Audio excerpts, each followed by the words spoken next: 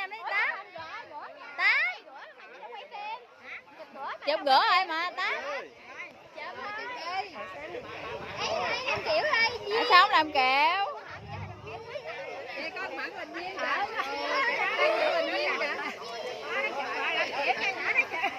Làm kiểu đi, làm kiểu đi, làm kiểu đi. Rồi, đâu bãi, bãi. Làm lại đi, hỏi lúc đám cưới con làm mà. Rồi, đâu? Tám nữa. Rồi, Tám nữa. 1, 2, 3. Rồi.